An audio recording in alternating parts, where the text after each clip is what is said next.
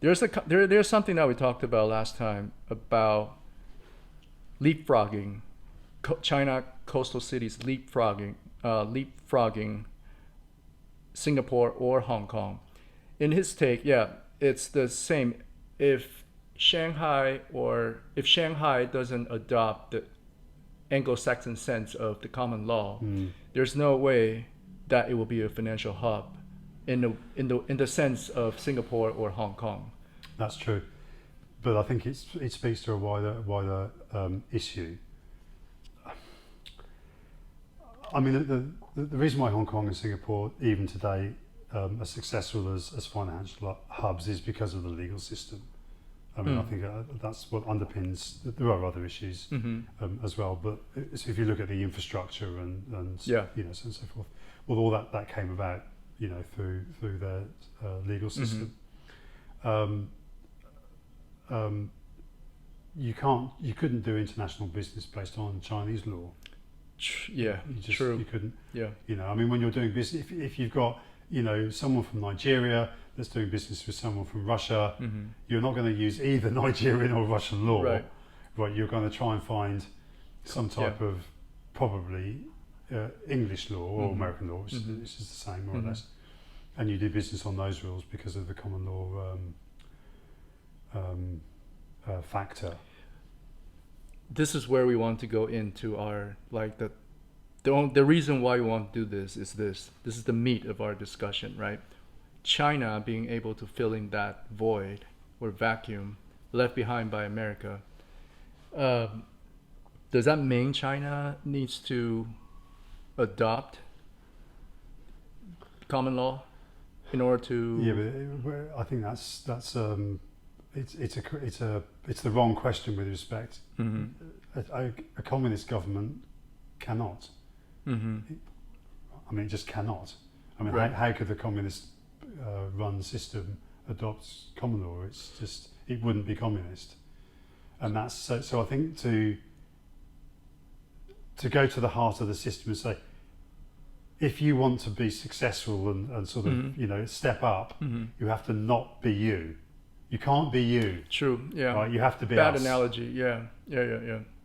That's there's no way that could be. There's no negotiating space for that. Right. I mean, I think that.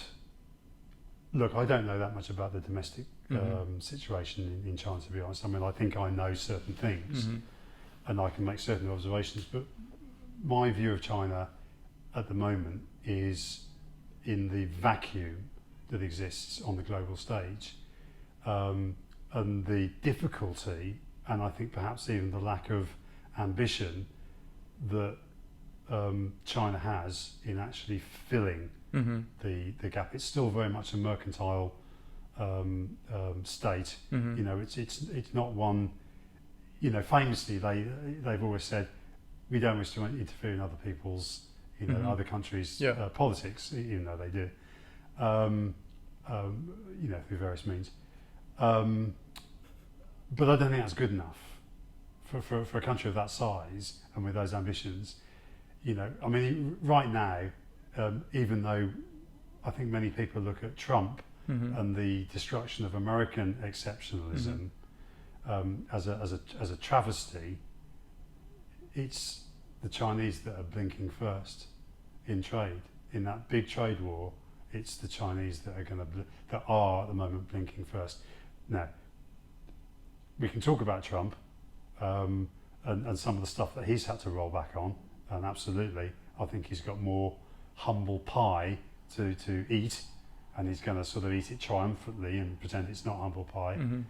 But that is coming, and it's happening. But ultimately, if the Chinese are really going to stand up and be counted as a global power, not just a big manufacturing base, right? If it's going to go beyond that and sort of really show to the world what real Chinese potential means to the world and not just to its sort of trade imbalance, it's got to walk on the world stage. And through what? meaning. I mean, it's got to say to the world, this is how us, the Chinese, would deal with all these problems, of which the world is facing so many, and that you've got to follow these principles, that have been developed in the Chinese system. If they can't do that, and they're just going to sort of keep quiet and shuffle amongst themselves and fail to step up, then eventually I think the Chinese system is going to implode, and those people that want to transcend their class and opportunity in China are just going to continue to protest until either the government has to put them down violently again, or the government itself is going to collapse. So the Chinese, I think, have got to gain confidence in themselves, in what they're doing and what they're capable of, and what it means to the world to be Chinese. And I'm not just talking about communism, I'm talking about something much more complex and enriching than that. Yeah.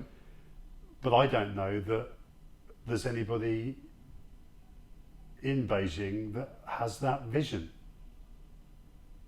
I think I suspect that they're too concerned about their own positions in a sort of changing and uncertain world, internally as much as externally, that they're not willing to stand up and say the war in the war in Ukraine has got to stop. We've got to improve health and wealth equality, in South America or in sub-Saharan Africa or whatever it is. You've got to go and stand up and sort of, I'm just picking examples here, or they've got to take a much more vocal lead on global issues to do with climate and so on and so forth, things that affect everybody, nuclear confrontation, etc. Well, the Chinese are on the world stage are silent mostly on those issues, or their voice is not heard, and it should be, in my view. Now the Chinese want to continue to become advanced, so instead of selling crap on Temu, for less than $800 to get under the tax loophole, the loophole, which has been closed now anyway. He wants to be in that advanced manufacturing and then into the services business. You've got to allow that space for the private sector to really innovate, without constantly looking over its shoulder, that it hasn't got to think about the political commissars, that are looking over their shoulders. They just want to get on and do it, which the Chinese can do better than anybody probably in the world, possibly. So that needs to happen, and Chinese consumers need to feel that they can spend money and travel and move around and express themselves without fear that the government is going to criticise them or clamp down in some way. So there's a lot for the Chinese to cope with internally, but if they don't solve it, America, even in its reduced state, is going to call the shots, and it's always going to be the Chinese that blink first. Do you think the current trade war, Chinese is going to be the one to blink first? Yes. Because even though we have this loss of American exceptionalism, we have a diminution of American exceptionalism. It hasn't gone, right? Doubt has crept in, which is an absolute absurdity. Why America and why any administration would be willing to give away what is so precious and is so difficult to get and so hard fought for, why they've squandered that is beyond reason. Right. But it is still the most powerful, the most dynamic economy in the world. It still controls the widest number of allies. It is still exceptional, but it's tarnished.